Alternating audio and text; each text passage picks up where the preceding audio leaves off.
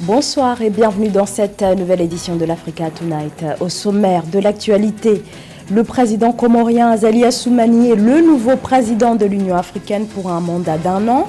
Son arrivée à la tête de l'organisation a été officialisée ce samedi lors de l'ouverture du 36e sommet de l'Union africaine. La date du prochain scrutin présidentiel désormais connue au Sénégal. L'élection présidentielle est fixée au 25 février 2024. Plusieurs leaders de partis se sont déjà déclarés candidats, mais à un an du scrutin, la tension politique est palpable. L'économie bleue, l'un des piliers de l'économie togolaise. Pour développer la pêche et l'aquaculture, le gouvernement planche actuellement sur un plan destiné à faire la promotion de cette industrie.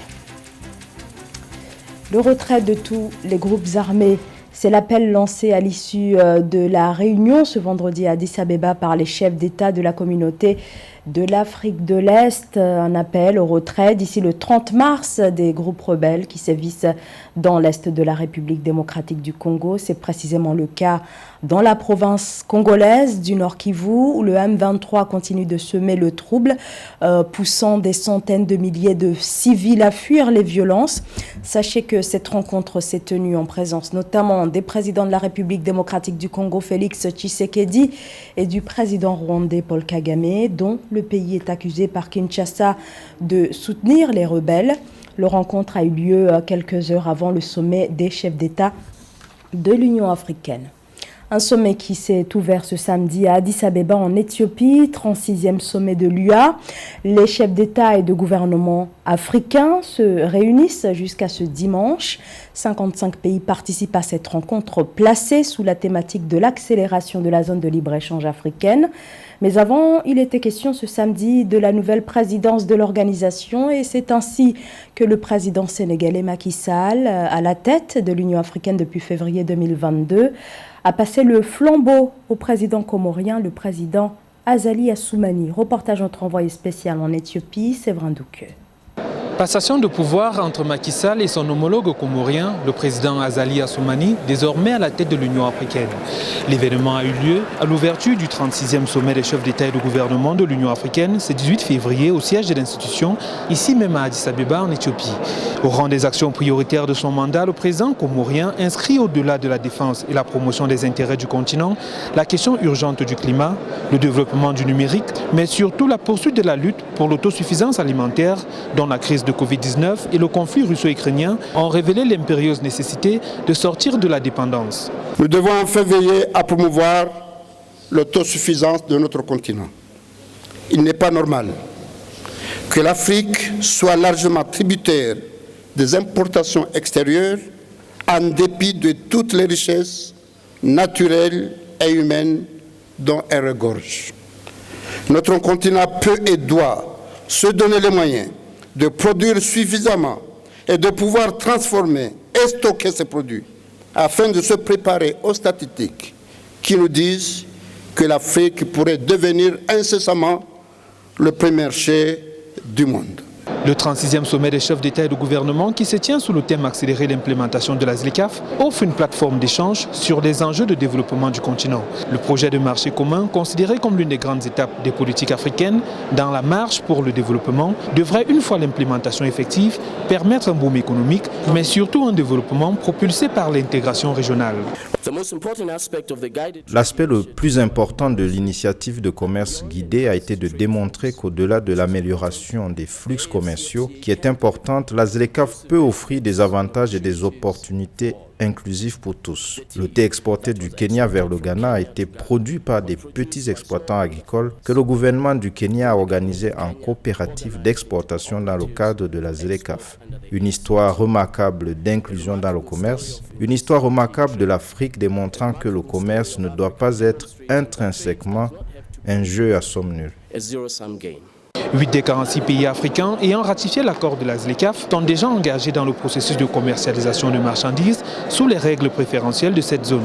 La 36e Assemblée de l'Union africaine qui s'achève ce 19 février 2023 se pose donc comme une tribune pour inviter les pays africains à rejoindre le marché commun et à lever les obstacles aux échanges entre États. Depuis Addis Abeba en Éthiopie, je suis Séverin Douke pour Africa 24. C'est officiel, l'élection présidentielle aura lieu le 25 février 2024 au Sénégal. Décision actée dans un décret présidentiel daté du 16 février 2023. Cette annonce qui se fait à un an du scrutin intervient alors que les tensions politiques persistent entre pouvoir et opposition autour notamment de l'affaire Sonko, mais aussi autour d'une potentielle candidature du président sortant Macky Sall qui ne s'est pas encore prononcé sur une éventuelle candidature à un troisième mandat. Mildred Diamouf.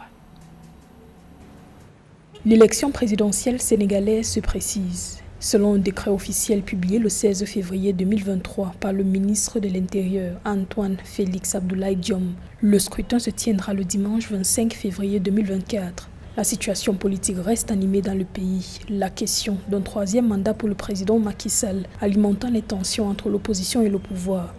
Déjà, les états-majors sont à pied d'œuvre dans une atmosphère politique plus ou moins tendue au regard des procès du leader Ousmane Sonko du PASTEF qui a maille à partir avec la justice. Du côté de la mouvance présidentielle, malgré la volonté de l'opposition d'écarter le président Macky Sall, sa coalition est en train d'occuper le terrain politique ainsi que son parti politique de manière fiévreuse d'ailleurs face à l'opposition. Pour ce scrutin, l'opposant Ousmane Sonko, troisième à la présidentielle de 2019 avec 15,67% des voix et leader du Parti des Patriotes africains du Sénégal pour le travail, l'éthique et la fraternité PASTEF, a annoncé sa candidature. Karim Wade, fils de l'ex-président du Sénégal Abdoulaye Wade, Malick Gakou, ancien ministre des Sports, Khalifa Sall, ancien maire de Dakar, ou encore Aminata Touré, ancienne première ministre, sont également candidats à ce scrutin. Le calendrier pour la révision exceptionnelle des listes électorales en prélude à cette échéance électorale, annoncée le 31 janvier 2023 par le gouvernement sénégalais, reste attendu. À cause de la tension actuellement observée, des appels à la paix et à la stabilité fusent de partout. En tout état de cause, l'élection présidentielle pour se tenir sans grand dégât pour le système démocratique sénégalais sera en mode open nécessairement pour permettre à toutes les grandes figures politiques de s'exprimer et aux Sénégalais de s'exprimer à travers leur suffrage pour jouer pour leur propre avenir, c'est-à-dire l'avenir du Sénégal, dans la paix. Tout prétendant à la magistrature suprême au Sénégal doit recueillir les parrainages de 0,8% à 1% du corps électoral.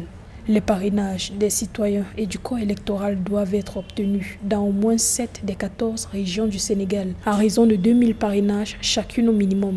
Le président Macky Sall, élu en 2012, puis réélu en 2019 dès le premier tour, avec plus de 58% des suffrages, n'a pas encore exprimé son intention de se présenter à l'élection de 2024. Bonne nouvelle pour le Nigeria et son industrie pétrolière. Chez le deuxième producteur de pétrole d'Afrique, la production a connu une hausse de 60% entre juillet 2022 et février 2023. Elle se situe donc actuellement autour des 1,6 million de barils par jour. Le Nigeria est donc sur le point d'atteindre le quota agréé de l'OPEP, l'organisation des pays exportateurs de pétrole, fixé à 1,8 million de barils par jour. Philomène Tine. La production pétrolière du Nigeria a augmenté de 60% entre juillet 2022 et février 2023, passant ainsi de moins d'1 million de barils par jour à 1,6 million. Selon la direction générale du groupe de la compagnie pétrolière nigériane, le pays va atteindre son quota OPEP, Organisation des pays exportateurs de pétrole, 1,8 million de barils de pétrole par jour.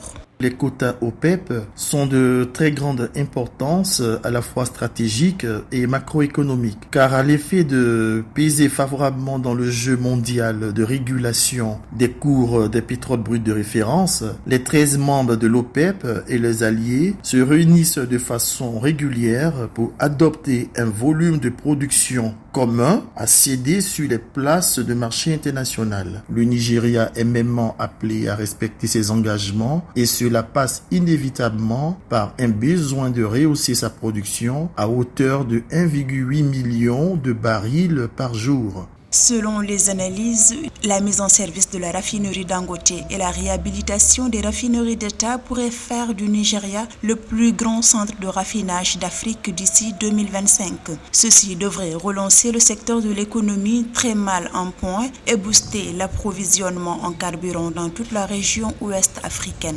La dotation infrastructurelle est en effet un maillon essentiel dans la chaîne de production pétrolière pour un pays. La nouvelle raffinerie Dangote et la réhabilitation des autres raffineries apportera une production profitable pour les besoins énergétiques du continent. Ce sera également un apport économique et un regain essentiel pour le Nigeria. En raison des vols de brut pratiqués à grande échelle, du vandalisme sur les pipelines, la production pétrolière du Nigeria a été sous-performante tout au long de l'année 2022. Ainsi, la production du pays est passée de 2,5 millions de barils par jour en 2011 à un peu plus d'1 million en juillet 2022, selon la compagnie pétrolière nationale du Nigeria.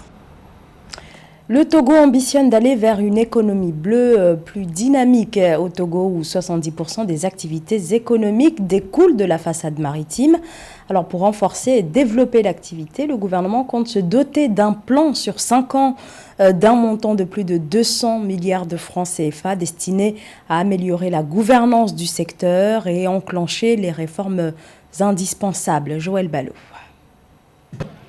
Au Togo, 70% des activités économiques sont liées à la façade maritime et le pays en tire plus de 75% de ses recettes fiscales. Cependant, confronté au changement climatique, la production halieutique, estimée en 2018-2019 à 37 000 tonnes, peinait en 2021 à se stabiliser à 20 000 tonnes. Pour booster ce secteur, l'exécutif élabore un plan promotionnel de l'économie bleue sur 5 ans à 205,54 milliards de francs CFA. Nous avons effectué un diagnostic qui nous a amené à parcourir toutes les 5 régions économiques du pays. Dans chaque région, nous avons tenu des réunions avec les acteurs au niveau régional et au niveau local pour que ces acteurs puissent participer activement et puissent s'imprégner de la thématique qu'est le développement de l'économie bleue. Le secteur de la pêche au Togo représente 4,5% du PIB et emploie plus de 20 000 personnes. En 2021, les recettes douanières réalisées au port de Lomé constituaient 80% du total des activités maritimes et 60% des revenus de l'État. Des données qui témoignent de l'importance de l'océan dans l'économie togolaise et par conséquent de la nécessité d'assurer sa protection. Ce nouveau plan quinquennal va améliorer la gouvernance de l'économie bleue en dotant ce dernier d'un arsenal juridique et institutionnel afin de réglementer les différentes activités de ce secteur d'activité. Je pense notamment à la pêche. Cela pourrait permettre en fait de réduire en fait la surpêche et le phénomène de la pêche sauvage. Avec 56 km de côte, une zone économique exclusive à fort potentiel et un positionnement stratégique de son port, le Togo aspire à devenir un champion de l'économie maritime et de la croissance bleue en Afrique. Une fois ce plan validé, il permettra d'améliorer la gouvernance de l'économie bleue, réaliser les réformes nécessaires pour le doter d'un arsenal juridique et de renforcer les capacités de prévention. Mémoria, récit d'une autre histoire. Il s'agit d'une exposition itinérante qui rassemble 14 artistes femmes originaires d'Afrique. L'exposition, qui s'appuie notamment sur des photographies ou des peintures, invite à réfléchir sur les notions d'histoire et de mémoire. Alors, pour les amoureux de l'art, sachez que les différentes œuvres sont en ce moment exposées au prestigieux Musée national du Cameroun à Yaoundé. Reportage Séverin Douqueux. Une exposition d'artistes au féminin pour célébrer le talent créatif de la femme, c'est l'ambition de l'exposition d'œuvres d'art baptisée Mémoria, les récits d'une autre histoire. Le projet artistique, voulu pluriel et thématique, célèbre la mémoire et met en lumière les inégalités sociales et les guerres fratricides tout en mettant en avant le travail d'artistes venus d'horizons divers. Au Musée national du Cameroun, ces œuvres questionnent, voire embarrassent les visiteurs, tout en suscitant leur curiosité. C'est le cas de cette présentation de Christine Tchala, artiste visuelle, reflet d'une société de consommation marquée par l'impérialisme du paraître. J'ai choisi le miroir parce que c'est un objet du quotidien qu'on retrouve dans toutes les couches de la société et il enregistre une vraie mémoire. Et si ce miroir se mettait à parler, et donc c'est ce miroir de Yaoundé qui fait tomber comme par enchantement des objets qui sortent du miroir pour le sol. J'ai représenté quelques objets qui peuvent revenir dans la vie de tout un chacun au quotidien. Dans cette autre installation, le visiteur découvre la présentation Naked Underneath qui met en valeur une tenue traditionnelle africaine. À travers ce vêtement, Roxane Manga invite la femme à se vêtir pour s'affirmer et défendre sa liberté dans un environnement où le regard de l'autre sur la femme, entre admiration et accusation, est souvent mitigé. Le travail que vous voyez ici, c'est une installation qui regroupe des récits de femmes sur la manière dont elles se sentent dans la rue, dont elles sont perçues dans la rue et la manière dont ça les affecte.